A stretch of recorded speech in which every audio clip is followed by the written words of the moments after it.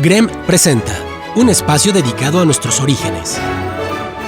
Bienvenidos a una hora para la reflexión de los acontecimientos que forjaron nuestra existencia. Diálogos con la historia. Un espacio dedicado a nuestros orígenes. Encuentros con nuestro pasado. Diálogos con la historia.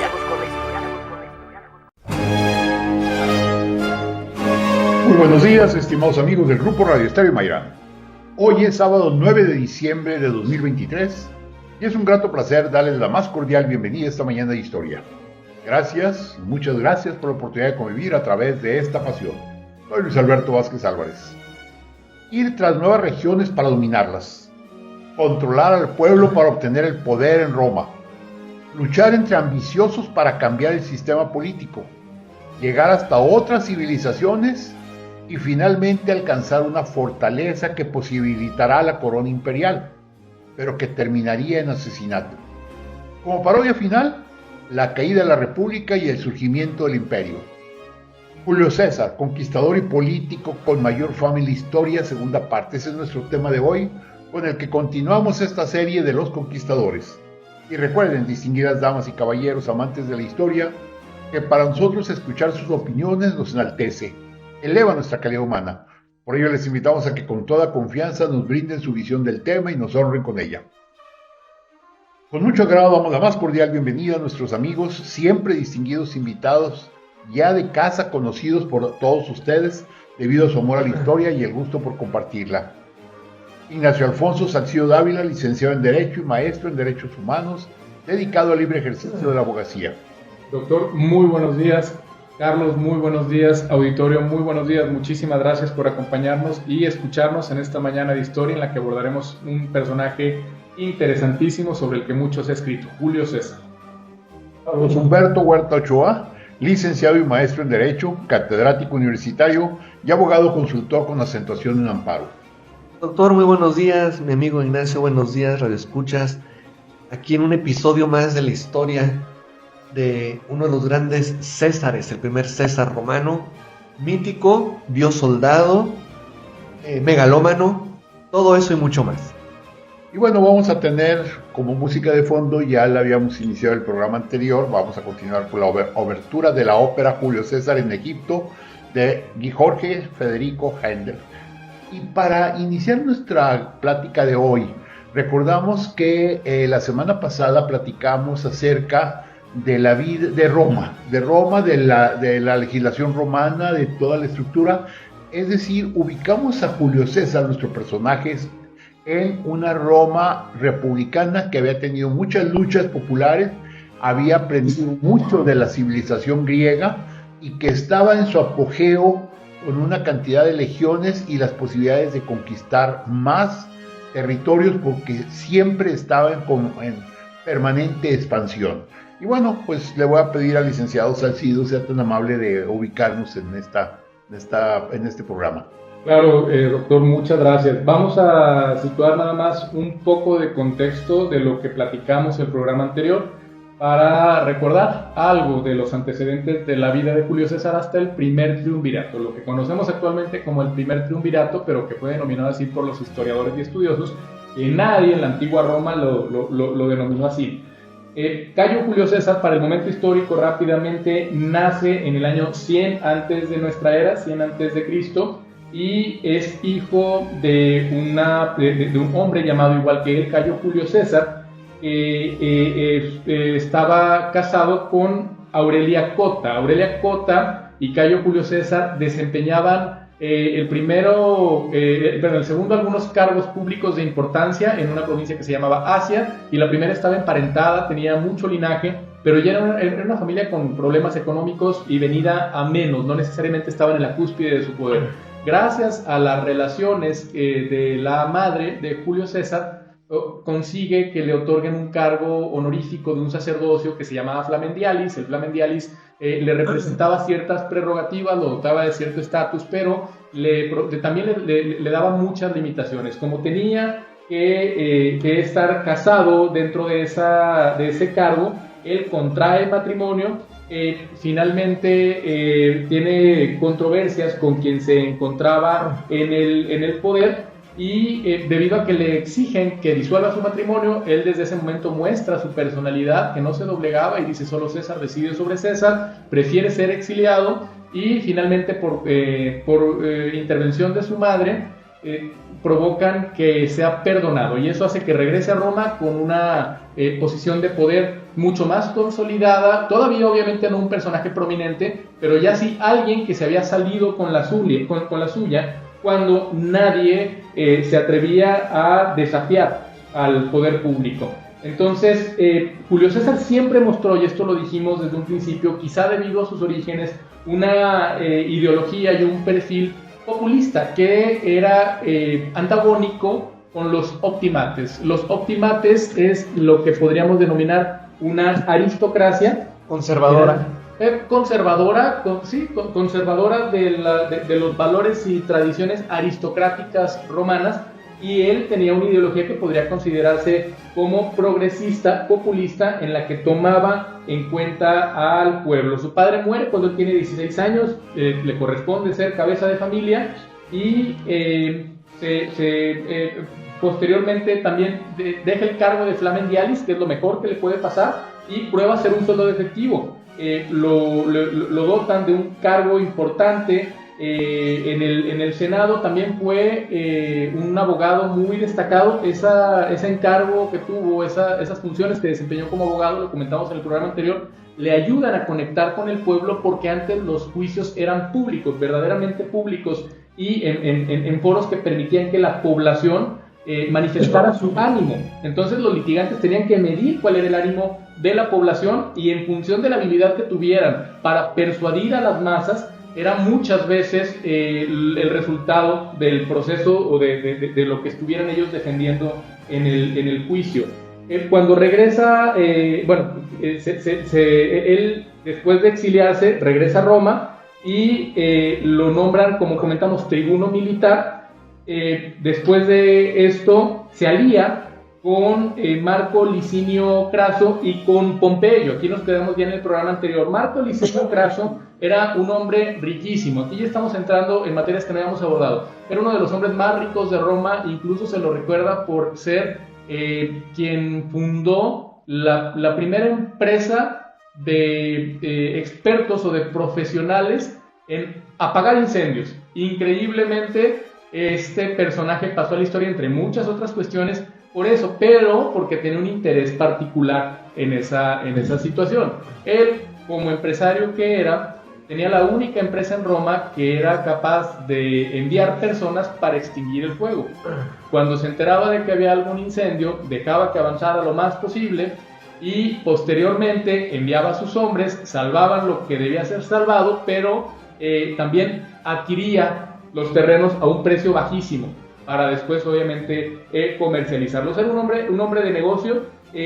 Julio César, sabemos y lo dijimos, no tenía muchos recursos. Entonces la alianza con Marco Licinio Craso le permite financiar muchos de sus proyectos militares o políticos.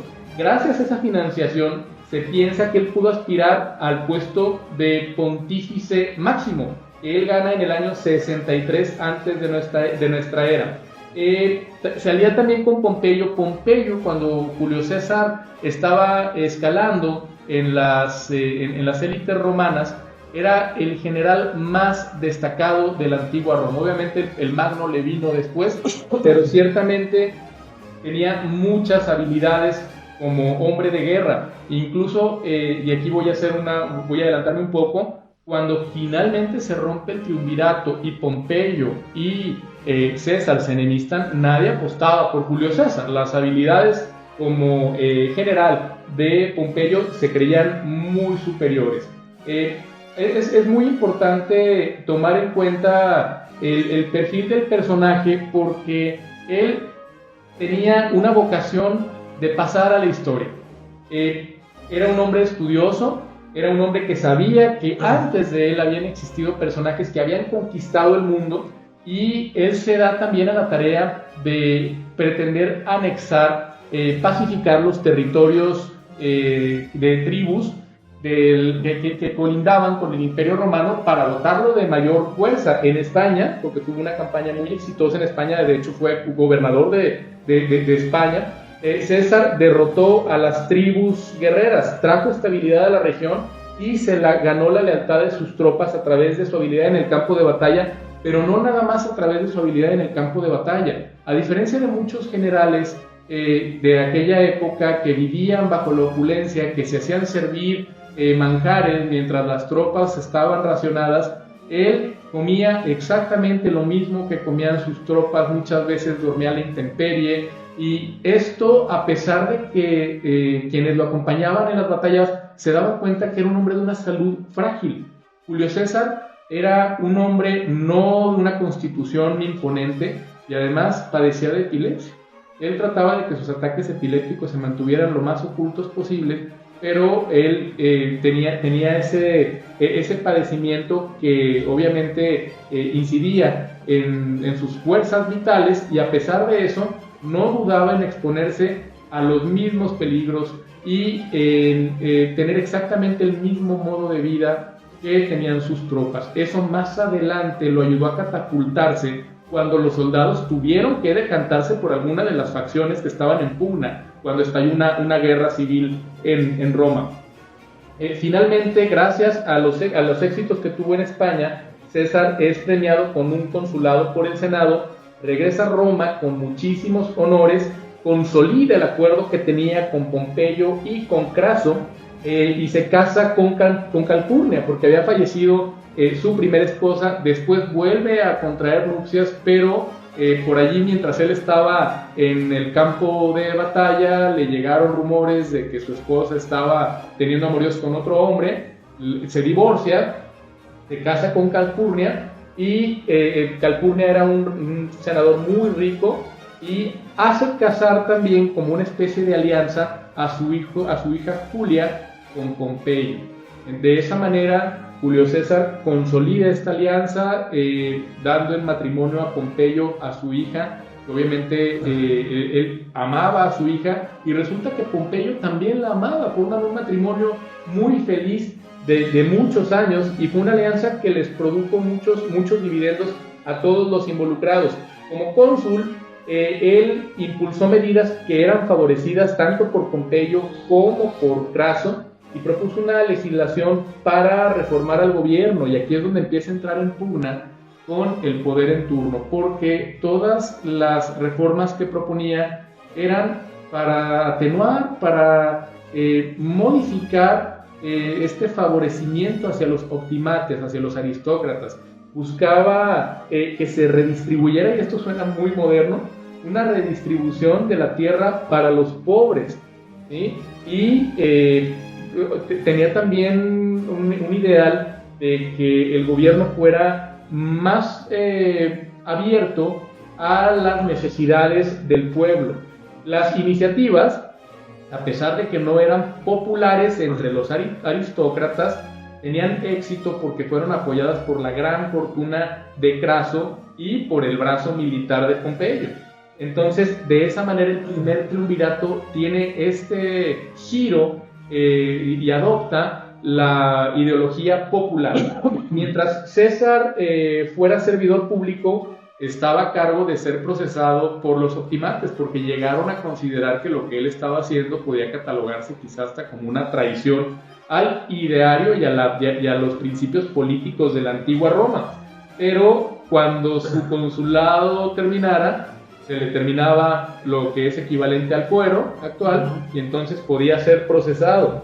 Además de eso, estaba profundamente endeudado, tanto financiera como políticamente, con Craso, y necesitaba incrementar su prestigio y su dinero. En el programa anterior hice una analogía entre César y los hombres de negocio que viven del crédito, que no le temen a endeudarse con tal de generar más fuentes de riqueza, circular el dinero, pedir todavía más préstamos, y realmente esa es una realidad. Las grandes empresas, los grandes negocios viven del crédito. Julio César tuvo esa visión hace más de 2000 años, de que podía generar, de que podía construir con base en el crédito, en la fe en sí mismo, no en la solvencia directa, sino en la solvencia que le venía de pedir prestado. Carlos, doctor.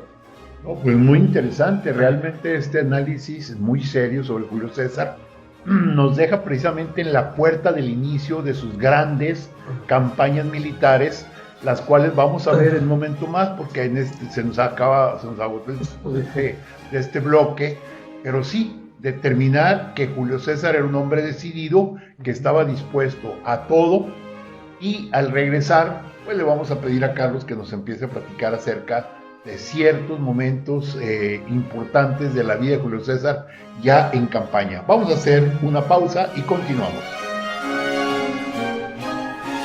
El diálogo continúa después de esta pausa. Escúchanos en línea a través de www.noticierosgrem.com.mx. Diálogos con la historia. Q 91.1 FM. Es tiempo de continuar dialogando con la historia. Escúchanos en línea a través de www.noticierosgrem.com.mx. Diálogos con la historia. Q 91.1 FM. Regresamos a Diálogos con la Historia. Hoy nuestro tema, Julio César, conquistador y político con mayor fama en la historia, en su segunda parte. Con nosotros Ignacio Alfonso Salcido Dávila y Carlos Humberto Huerta Ochoa, ambos abogados amantes de la historia. Y bueno, después de la muy interesante presentación de Julio César que nos hizo el licenciado Salcido, le quiero pedir a Carlos que nos amplíe un poquito sobre este personaje tan especial. Así es, doctor. Pues bueno, quiero retomar una idea de mi colega y amigo aquí presente, Ignacio Salcido. Cuando hemos, con él a título personal ha hecho crítica, y pues es muy válida, de ciertos personajes a lo largo de la historia, no tienen que ser acá contemporáneos, que su alta y también contemporáneos, no necesariamente, que han vivido de la política.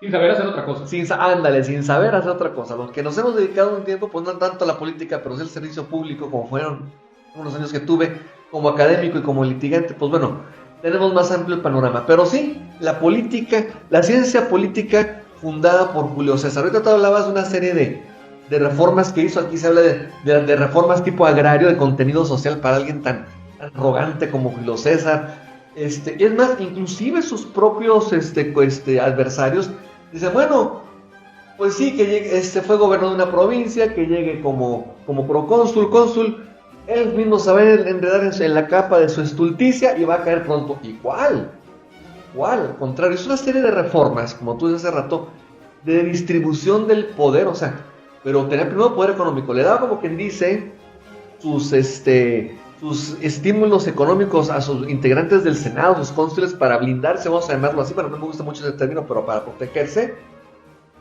Y después, más adelante, conforme se va empoderando, va empezando a generarse, como dijimos en el programa pasado, de facultades extraordinarias.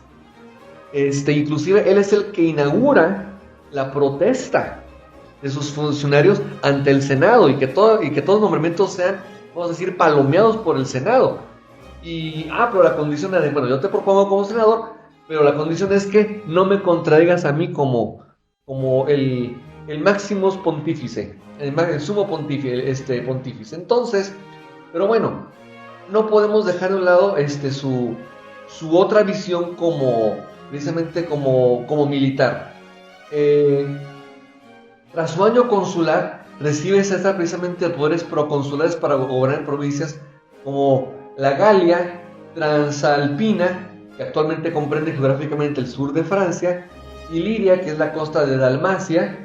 Estas otras dos provincias, la Galia Cisalpina, y esas famosas guerras, pues como dijimos hace rato, son con el carácter expansionista, precisamente de generar ese dominio. Tuvo que necesitar una serie de financiamientos para pagar esos caprichos, y aparte las deudas que tenía él que solventar.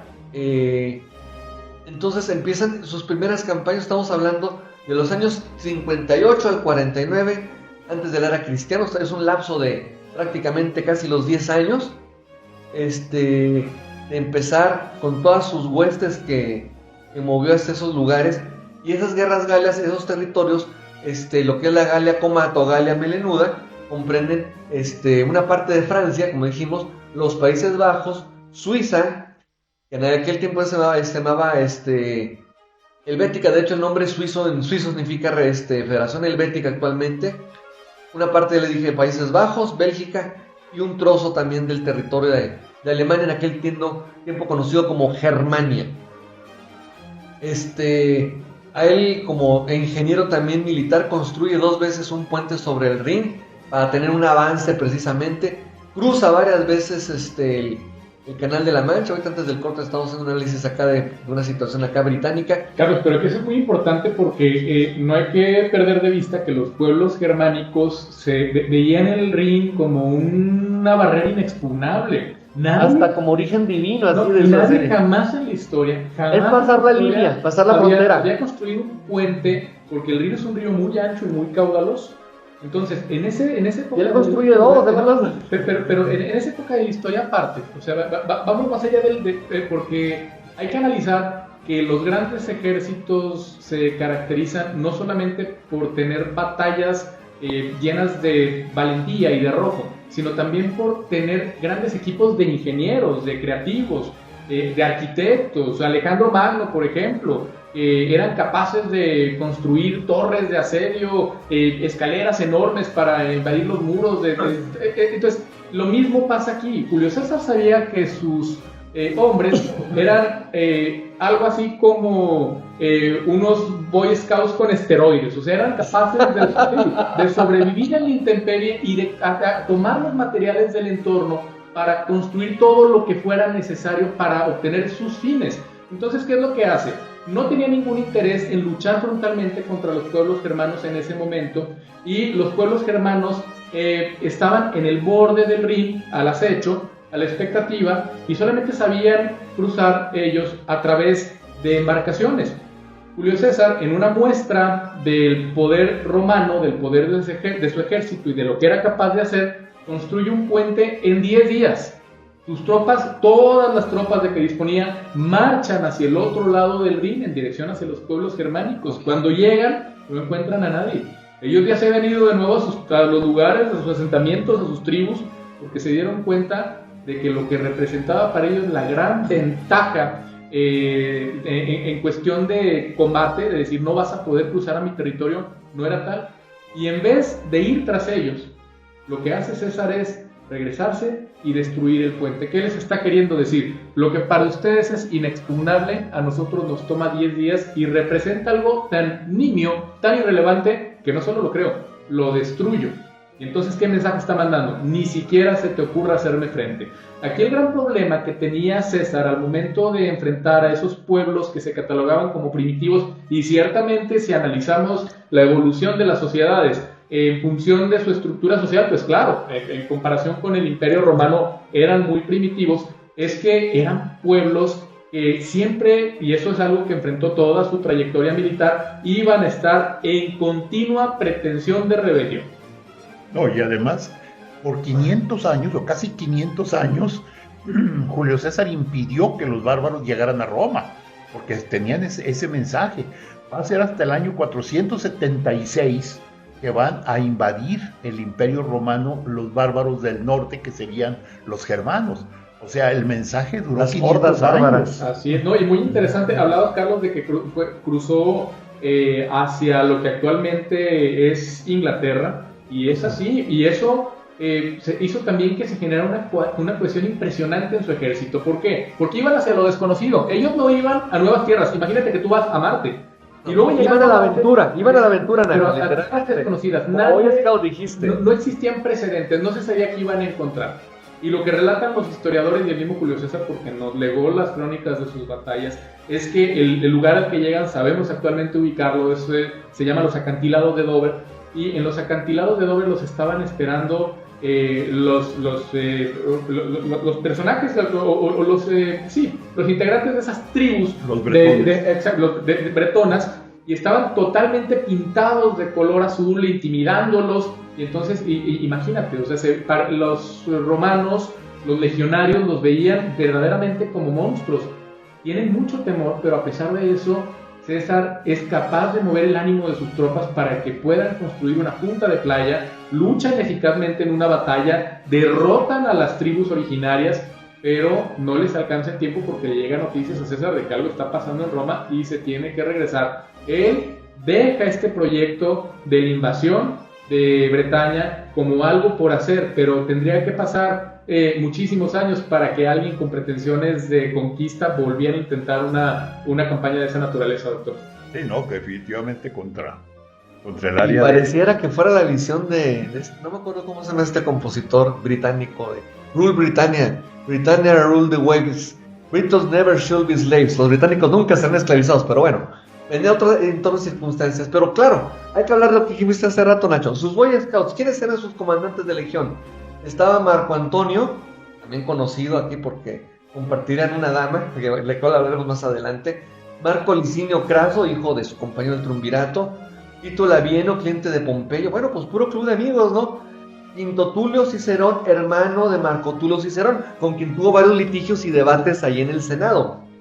Y el hermano, todos ellos habrán sido personajes importantes en los siguientes años. Entonces, hace sus guerras relámpago con sus estrategias y derrota a los pueblos, como dije, helvecinios, que es lo que es antecedente, lo que conocemos como Suiza y la Confederación Belga, a los nervios en el 57, y finalmente en el 52 César vence una confederación de tribus galas lideradas por Vercingetorix en la batalla de Alesia, precisamente. Pero eso fue muy interesante, Carlos, porque no hay que olvidar que César ya había logrado prácticamente dominar a las tribus de las Galias.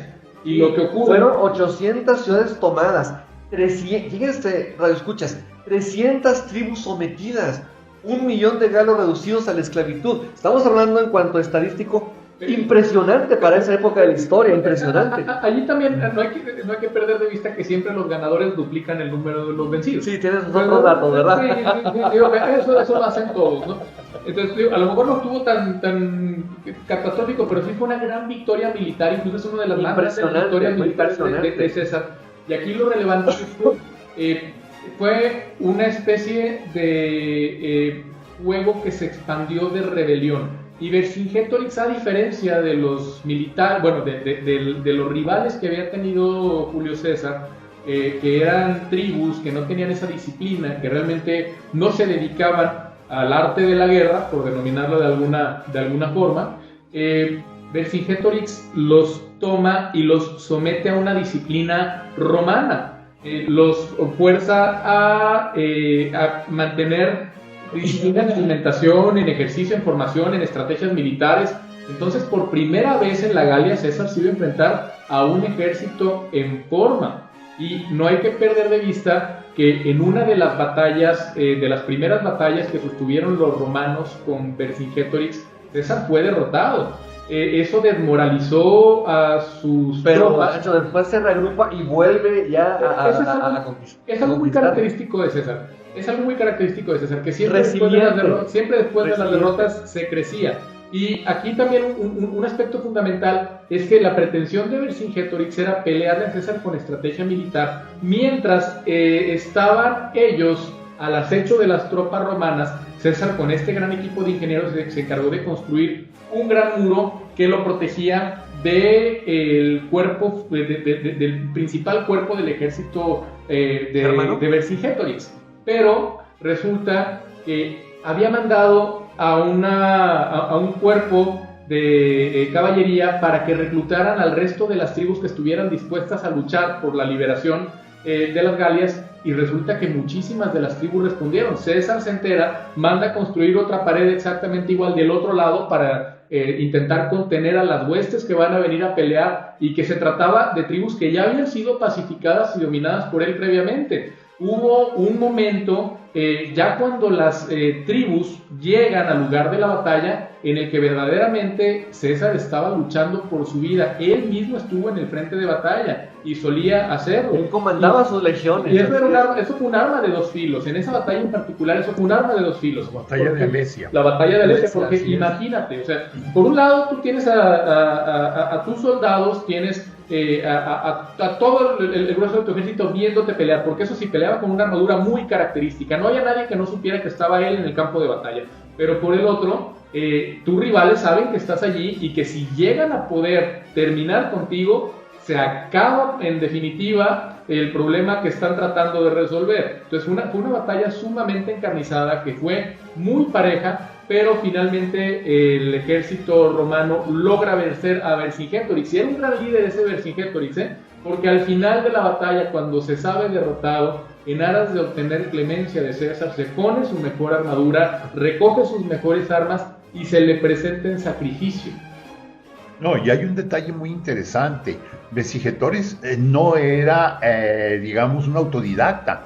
Había en algún momento sido levantado por las tropas romanas y había aprendido de las legiones romanas muchos sistemas de guerra. O sea, en pocas palabras, Vercingetorix ya conocía las estructuras de lucha romanas, y eso sacó le ayudó Alberto, de su bastante. cautiverio, de ver cómo, Sí. de aprender de ver. Déjenme decirles que la famosa batalla de Alesia me recuerda lo que quiso hacer Maximiliano en la batalla de Querétaro.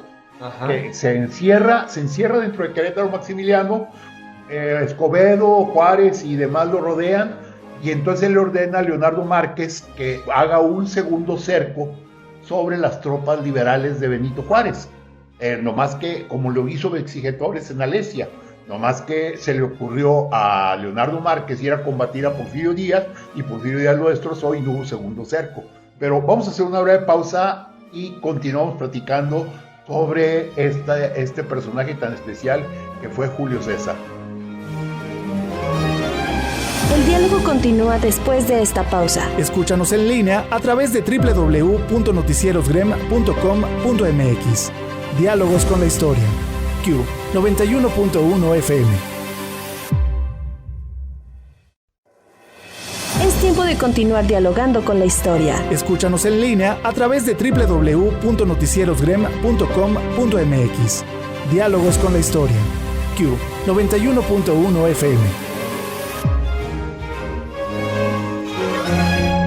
Regresamos a Diálogos con la Historia. Hoy nuestro tema, Julio César, el conquistador con mayor fama en la historia mundial, segunda parte. Con nosotros el licenciado Ignacio Alfonso Salcido Dávila y Carlos Humberto Huerta Ochoa, ambos abogados, amantes de la historia.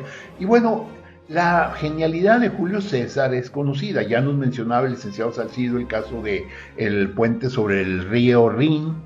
Luego comentábamos ahorita de la batalla de Alesia, donde hace un doble cerco. Y hay una escena muy interesante cuando apenas está empezando a luchar contra Vercingetorix. El ejército que había logrado formar este jefe galo era inmenso, era gigantesco. Y César no contaba con tanta gente. Toma unos prisioneros galos, los encierra, imagínense ustedes, en un cuartito pequeño con una sola puerta de barrotes. Y entonces Julio César hace desfilar a sus relativamente pocas tropas por frente a esa puerta, formando círculos alrededor del cuarto aquel por prácticamente 2 días. No más que cambiando la estructura, cambiando uniformes. Y entonces los prisioneros ven que por 2 días las tropas romanas, las legiones romanas, marchan frente a su prisión. La tercera noche, los guardias curiosamente se duermen dejando abierta la puerta de la prisión, y escapan los prisioneros y van hasta Vercingetorix, y entonces le platican lo que vieron. Un ejército inmenso, gigantesco. Eso es lo que en buena medida ayuda para que Vercingetorix decida irse a la ciudad de Alesia, donde fue sitiado por Julio César, que comentábamos ahorita. Pero hay un detalle muy interesante. Julio César tiene que regresar a Roma. Además, ya se le había acabado el tiempo. Prácticamente estaba en el segundo periodo de 5 años, que era el máximo que daban a los cónsules en conquista. Y decide regresar. Y hay una escena muy importante, que es la más trascendente tal vez de la historia de Julio César en su regreso a Roma. Claro, doctor, y eso que comentaba usted es algo que caracterizó las estrategias militares de Julio César y que va también a explotarlo cuando finalmente se enfrenta a Pompeyo. El arte de la imagen pública.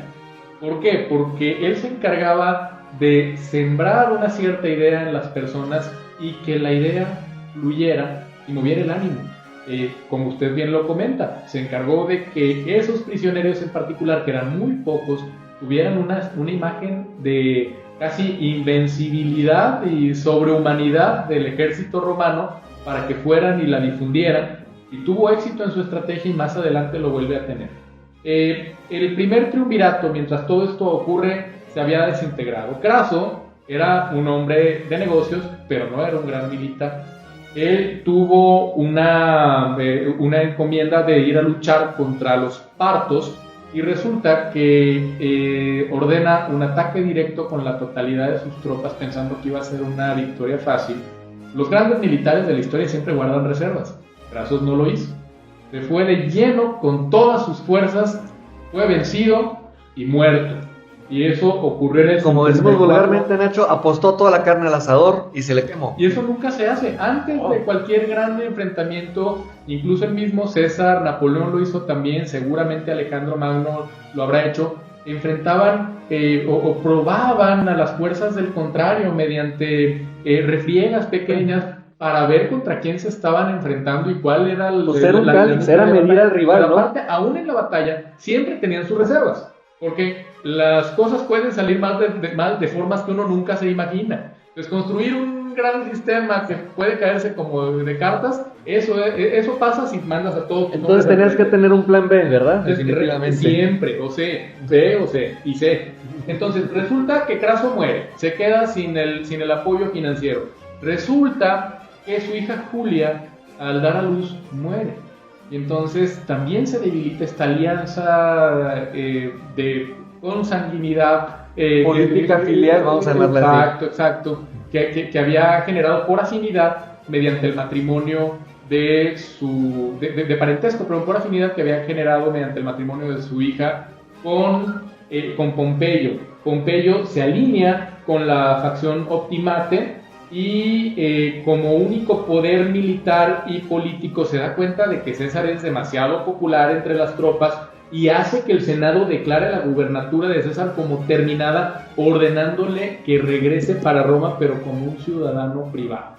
Le dice, privado de sus derechos. Ya se te terminó tu tiempo, vas a regresar como ciudadano privado, y eso significaba, y César como buen político lo sabía, que lo iban a enjuiciar.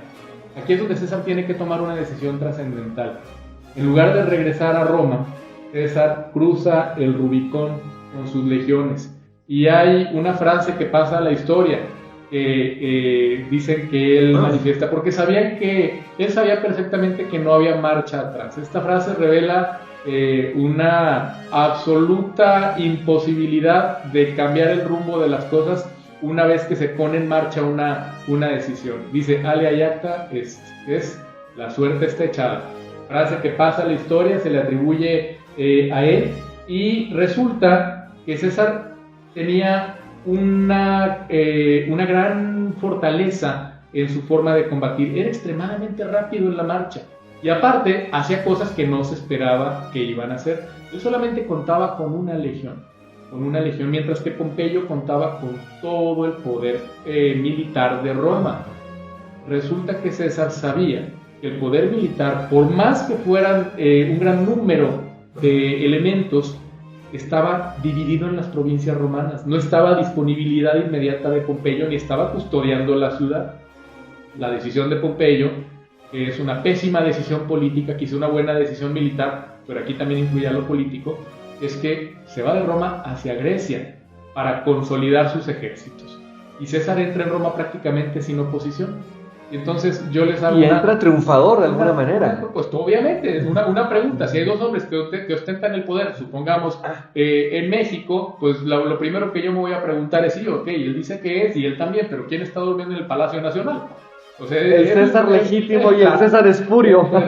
Exacto, o sea, en un primer momento cuando César toma esta decisión, cruza el Rubicón, todos dicen, no va a representar ningún problema para el gran Pompeyo, el gran militar que ha dado muchas glorias al ejército. Nacho, te interrumpo, acabas de reconocer, fue una pésima decisión de Pompeyo, como en la batalla política, sí. Le quiero apostar a aquel juego que juega con mis amigos, el Risk, acá de mesa, de replegar tropas, apostar a tus barajitas y eso el costo de que tiene el coste político más que militar de que lo persigue hasta Grecia. Lo persigue hasta Grecia, lo quiere encajonar, vamos a decir, y llega precisamente a Egipto. Y ahí es donde empieza a tambalear Julio César, pero con su corazón al sucumbir a los encantos precisamente de Cleopatra. Y mira, un tema muy importante. César, cuando él, después de llegar a Roma, decide ir a perseguir a Pompeyo con una fuerza militar mucho menor. Y lo empieza a perseguir, lo localiza, lo empieza a perseguir. Lo focaliza. Los militares de César. Él tenía ya, digamos, vislumbraba, no se animaba. No entraba en batalla, pero estaba tratando de diseñar alguna estrategia para poder vencerlo. Dos de sus militares que habían robado dinero, en lugar de enfrentarse al castigo que les iba a imponer César, mejor van con Pompeyo y le revelan el punto débil de la posición de César. Pompeyo lo aprovecha y mediante un ataque muy ágil aniquila 1000 de los soldados que llevaba César consigo, y 1000 de los soldados representaban un porcentaje importante de la fuerza militar de Julio César, y eso prácticamente hace que la moral de sus tropas decaiga.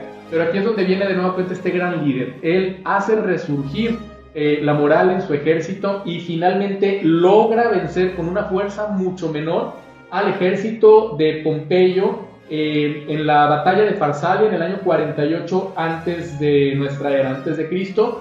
Y Pompeyo huye hacia Egipto, esperaba encontrar aliados, pero las noticias de la gran victoria de César llegaron más rápido que Pompeyo y los egipcios lo asesinan. César no lo quería muerto, pero los egipcios lo asesinan. César incluso era una persona que era muy dada al perdón. O sea, yo estoy casi demasiado benevolente y me lo pagó muy caro más tarde. Entonces lo asesinan al pisar la costa en Egipto. César, cuando llega en persecución de Pompeyo, se indigna, proclama ley marcial y toma el control del palacio real. Después manda a buscar a Cleopatra VII, que era corregente junto con Ptolomeo, y aquí es una cuestión muy bonita de la historia que se conecta con lo que platicamos sobre Alejandro Magno y sus generales, porque esta dinastía tolemaica fue fundada precisamente por uno de los generales de Alejandro Magno, un general macedonio.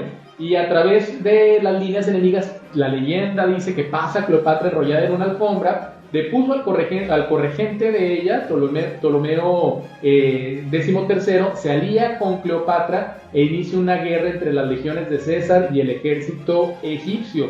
Sitiado en el palacio, César y Cleopatra resisten por 6 meses hasta que llegaron los refuerzos de Roma en el 47 antes de nuestra era y el ejército egipcio es derrotado. César y Cleopatra tienen una relación amorosa, de allí nace Cesarión, que significa pequeño César. Ajá. Aunque oficialmente bajo el derecho romano no fue reconocido, era ilegítimo, espurio. Pero bueno, vamos a adelantarnos un poquito más por cuestión del tiempo. Entonces es cuando viene la consolidación precisamente del culto a su personalidad. Viene precisamente cuando vienen las fiestas latinas, va César con su túnica púrpura, y de ahí que se diga a los cardenales obispos los purpurados en honor a esa cuestión hasta divina, porque tiene ese rango también el César, y piensan que dicen, bueno, pues va a haber un momento determinado, ya elegido ya como dictador, como les dije hace rato, empieza una serie de reformas para darle sus canonjías a los senadores. Dictador perpetuo. Perpetuo. Cuando era un cargo máximo para cuestiones extraordinarias, no, ahora ya eres perpetuo. Así es. Entonces, pero nunca se coronó, entonces llega a caballo. Entonces dice, mi nombre es César, no Rex.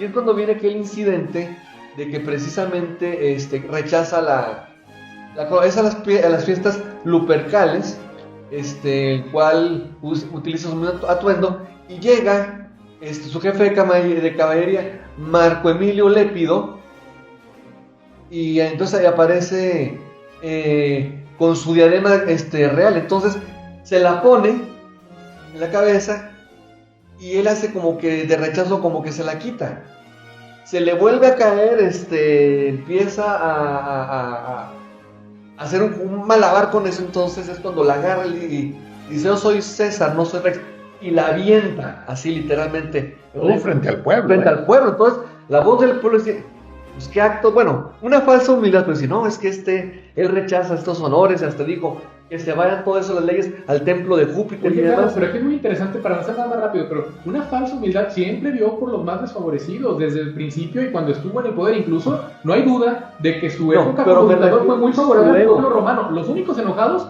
eran los optimates. Entonces ahí es donde viene la conjura, precisamente los optimates. Y no obstante que los perdonó, hubo procesos en el que los indulta, les otorga el perdón, los tiene cerca. Ahí no queda bien la frase de que los hay que tenerlos cerca, y empiezan precisamente a conspirar. Entonces es cuando es citado Julio César precisamente al foro romano, a la sesión del Senado, a las idus de marzo.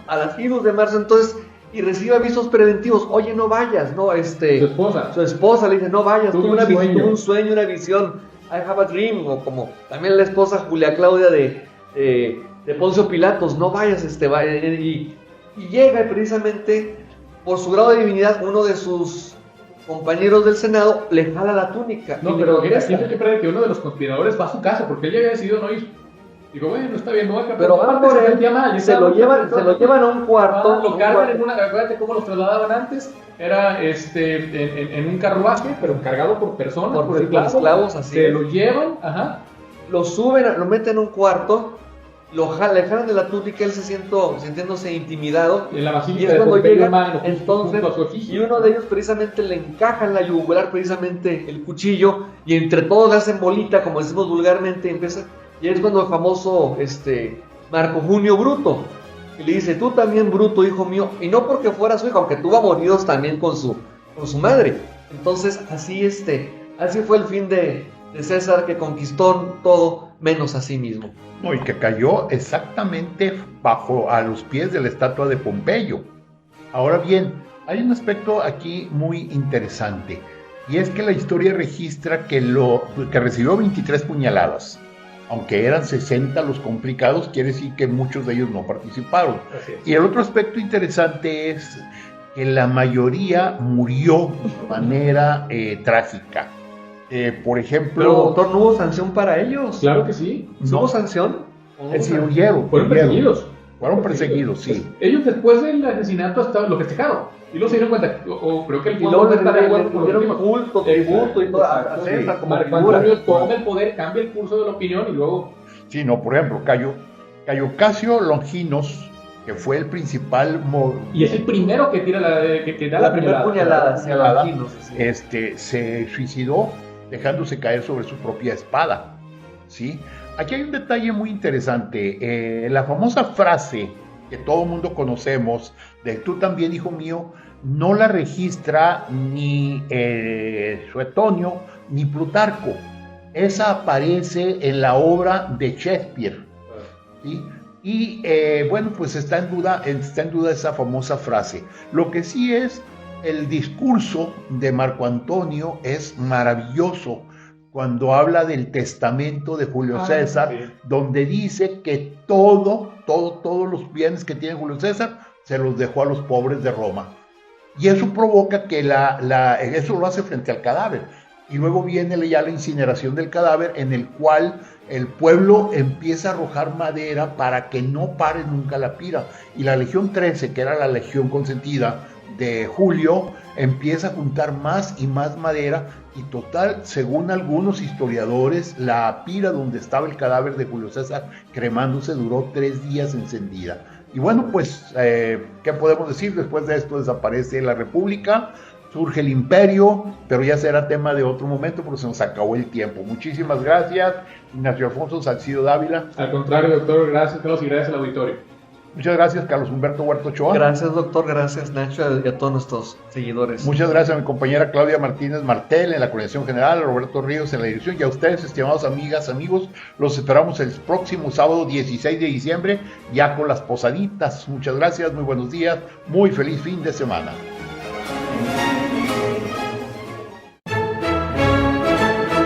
GREM presentó Diálogos con la Historia. La charla concluye por esta semana, pero nuestra raíz es extensa, por lo que te invitamos a debatir el tema en nuestra próxima emisión. Encuentros con nuestro pasado. Diálogos con la historia.